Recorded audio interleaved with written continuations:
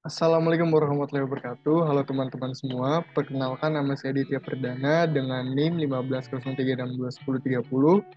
Saya dari program studi S1 Pendidikan Teknik Bangunan, Fakultas Teknik, Universitas Negeri Jakarta. Pada kesempatan kali ini saya akan membuat video simulasi pembelajaran, yaitu untuk memenuhi tugas saya pada mata kuliah Strategi dan Media Pembelajaran yang diampu oleh dosen Bapak Dr. Rian Arthur, Magister Pendidikan. Nah, tugasnya itu diminta untuk membuat video simulasi pembelajaran pada kelas, itu baik secara langsung, virtual, atau tanpa siswa. Yaitu dengan mengacu pada sintaks dari desain atau mode pembelajaran yang saya miliki yang sudah saya buat sebelumnya, yaitu mengenai project based learning. Baik, bisa disimak langsung videonya. Langsung saja kita ke materinya, yaitu mengenai instalasi air bersih dan air kotor atau dapat dikatakan sebagai sanitasi. Nah, sanitasi itu merupakan salah satu usaha untuk mencapai lingkungan yang sehat melalui pengendalian faktor lingkungan fisik. Nah, itu khususnya yang mempunyai dampak merusak perkembangan fisik atau kesehatan dan kelangsungan hidup manusia. Nah, sanitasi di sini itu kita tentang instalasi air bersih dan air kotor. Yang pertama itu di sini ada instalasi air bersih. Nah, apa sih instalasi air bersih itu? Instalasi air bersih merupakan perencanaan pembangunan alur air bersih dari sumber air melalui komponen penyalur dan penyambungnya ke bak-bak penampungan air maupun keran-keran yang berfungsi untuk memenuhi kebutuhan air pada kehidupan sehari-hari untuk manusia biasanya. Nah, di sini ada sistem yang biasa digunakan pada instalasi air bersih. Yang pertama itu ada sistem pump, yang kedua itu ada sistem tangki atap, dan yang ketiga itu ada sistem tangki tekan. Nah, pada sistem pump ini itu air bersih dapatkan dari pump melalui pipa pump tersebut. Nah, nantinya itu masuk ke instalasi meteran air yang ada di halaman bangunan.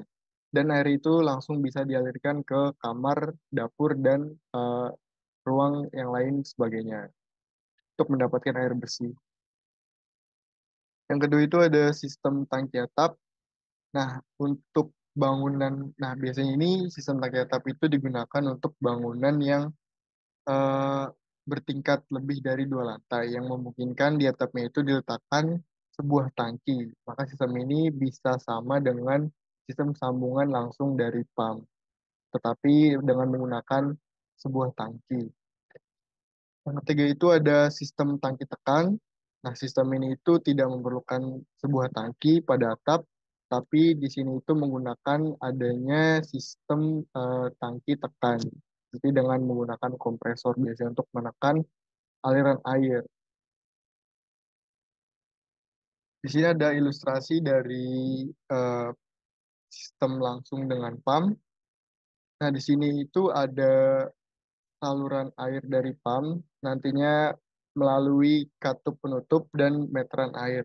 Nah, fungsi dari meteran air itu biasanya digunakan untuk mengukur aliran air yang melewati eh, atau berfungsi untuk mengukur banyaknya air yang mengalir dari jaringan pipa pump tersebut ke konsumen. Nah, di sini dari habis setelah melalui katup penutup, lalu nantinya itu langsung bisa dialirkan ke konsumen. Ilustrasi yang kedua yaitu sistem dengan tangki atap. Seperti namanya, tangki atap ini yaitu dia menggunakan adanya sebuah tangki pada bangunan. Biasanya itu bangunannya itu lebih dari dua lantai. Nah, ilustrasinya itu di sini ada aliran air dari pump, lalu nantinya pastinya dia melewati meteran air untuk mengukur seberapa besar aliran air yang masuk, lalu ditampung di tangki bawah. Setelah ditampung pada tangki bawah itu nantinya dipompa menuju tangki atap. Nah, dari tangki atap ini nantinya bisa disalurkan air bersih ke tiap-tiap lantai dari bangunan tersebut. Tetapi pada tangki atap ini bisa juga menggunakan sumur. Nah, pada sumur itu di sini ada ilustrasinya. Pada sumur itu dia melewati pompa, lalu di sini ada sebelumnya melewati beberapa bak, ada bak sedimentasi dan bak penyaring, baru nantinya diletakkan pada tangki bawah setelah disaring dan melewati sedimentasi. Pada tangki bawah ini nantinya itu dipompa ke tangki atas dan nantinya itu baru bisa didistribusikan. Ilustrasi selanjutnya yaitu dengan menggunakan sistem tangki tekan. Seperti namanya di sini itu nantinya ada tangki tekan yang menekan aliran air. Nah, ilustrasinya itu di sini ada saluran pump lalu melewati katup, adanya katup dan nantinya ada melewati meteran air seperti ilustrasi sebelum-sebelumnya. Lalu diletakkan terlebih dahulu pada tangki bawah atau reservoir, lalu nantinya itu dipompa ke tangki tekan. Nah, di pompanya ini itu menggunakan sebuah kompresor untuk menekan aliran air. Dari setelah ditekan itu baru bisa didistribusikan ke keran-keran tiap lantai bangunan untuk mendapatkan air bersih. Di sini itu tangki tekan biasanya digunakan untuk bangunan lebih dari dua lantai, tetapi ada juga sebuah bangunan dua lantai yang menggunakan sistem tangki tekan ini. Contohnya seperti pada ilustrasi di sini, itu dia menggunakan sumur, dari sumur itu dipompa langsung ke tangki tekan dan langsung bisa didistribusikan ke keran-keran di tiap bangunan. Lalu di sini ada instalasi air kotor. Selanjutnya di sini ada instalasi air kotor. Apa sih instalasi air kotor ini? Instalasi air kotor merupakan instalasi untuk menyalurkan air, tentunya air kotor yang berasal dari tempat-tempat air suatu bangunan seperti dapur, kamar mandi, wastafel, dan lain sebagainya untuk menyalurkan air kotor yang ada dalam suatu bangunan. Nah, instalasi ini itu penting pada suatu pelajaran dalam bangunan.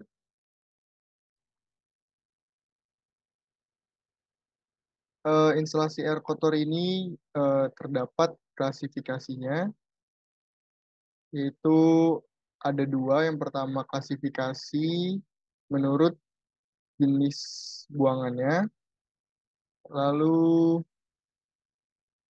klasifikasi menurut cara pembuangan air. Yang pertama itu ada pembuangan dari klasifikasi menurut jenis buangannya. Yang pertama ada pembuangan air kotor dari kamar mandi tentunya.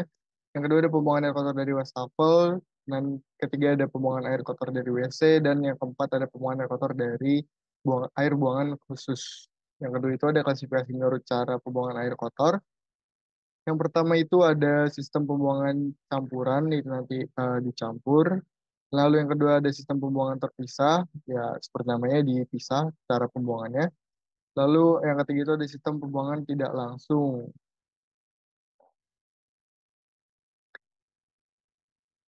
Di sini ada ketentuan dari septic tank. Di sini ada septic tank. Yang pertama itu jarak yang baik antara septic tank dengan sumber air bersih atau sumur atau PAM itu minimal 8 sampai 10 meter jaraknya. Yang kedua pada kondisi tanah miring, nah maka letak sumber air bersih itu harus berada pada bagian yang lebih tinggi dari septic tank.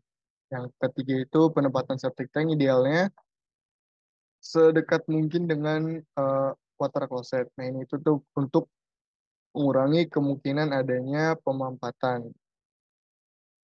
Di sini pada septic tank ada sebuah pipa hawa.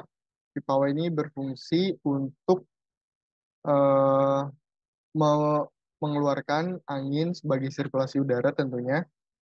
Mengeluarkan angin yaitu dengan kata lain jika di dalam septic tank itu tekanan udaranya itu terbilang sangat tinggi sehingga jika eh, pada kemudiannya tidak adanya sirkulasi udara melalui penempatan pipa tersebut, maka sangat besar kemungkinannya akan terjadi suatu ledakan karena tingginya tekanan yang ada pada septic tank. Di sini ilustrasinya dari water closet eh, baru melalui septic tank. Nah, dari septic tank ini ntar disalurkan kembali ke serapan, sumur serapan. Baik, selanjutnya di sini saya akan menjelaskan dari simulasi DNA instalasi air bersih. Pertama di sini ada sebuah box meter. Nah, dari box meter ini sebelumnya itu ada aliran air dari PM melewati box meter. Nah, dari box meter ini airnya menuju ke sebuah tangki atau tandon. Nah, dari tandon ini nantinya langsung bisa dialirkan ke keran-keran yang ada di suatu bangunan. Nah, bangunan di sini adalah merupakan sebuah bangunan sederhana yang terdapat yang satu satu lantai. Seperti itu. Nah, bisa dilihat sini langsung bisa dialirkan ke keran-keran yang ada di tempat cuci, yang ada di dapur, yang ada di kamar mandi, dan ada di water closet.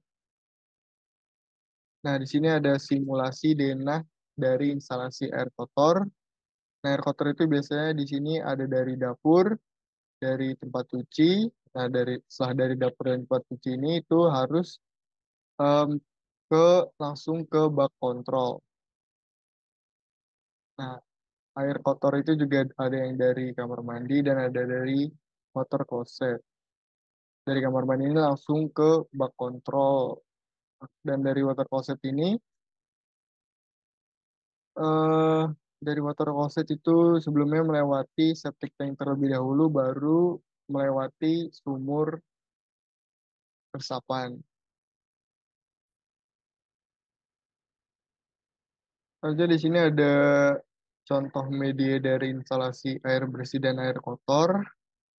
Di sini itu pada maket ini ada pipa berwarna biru. Nah, pipa berwarna biru ini yaitu eh, instalasi dari air bersihnya. Bisa dilihat sini ada pipa berwarna biru yang dialirkan ke tangki, baru bisa dialirkan ke keran-keran yang ada di bangunan tersebut. Lalu untuk pipa merahnya ini, pipa merahnya itu yaitu untuk aliran instalasi air kotor. Contohnya, ini di sini ada contohnya, ada pipa berwarna merah. Nah, di sini ada sumur resapan, itu untuk pipa berwarna merah. Nah, selanjutnya saya akan memberikan tugas, yaitu untuk membuat maket rumah sederhana dari instalasi air bersih dan air kotor pada bangunan sederhana satu lantai saja. Nah, ketentuannya itu sebagai berikut.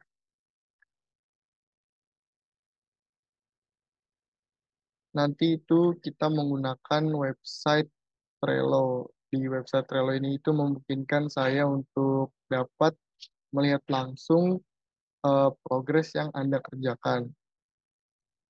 Ketentuannya yang kedua itu membuat DNA rumah sederhana yang ada yang membuat instalasi air bersih dan air kotor pada daerah tersebut. Nah, yang ketiga itu reportnya itu di tiap minggu menggunakan website Trello. Waktu pengerjaannya itu selama 3 minggu. Untuk tugas ini itu secara berkelompok.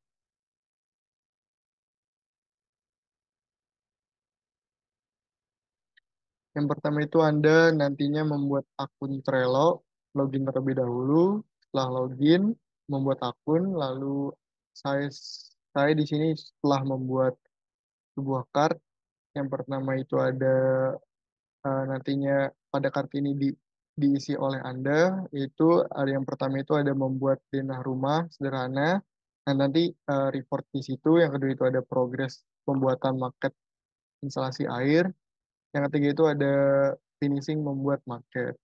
Nah, ini nanti Anda bisa meletakkan report Anda dalam membuat denah rumah, bisa berupa gambar, lihat di sini, seperti itu. Nah, mungkin itu saja yang bisa saya sampaikan pada hari ini. Terima kasih atas perhatiannya. Kurang lebihnya mohon maaf. Wassalamualaikum warahmatullahi wabarakatuh. Terima kasih semua.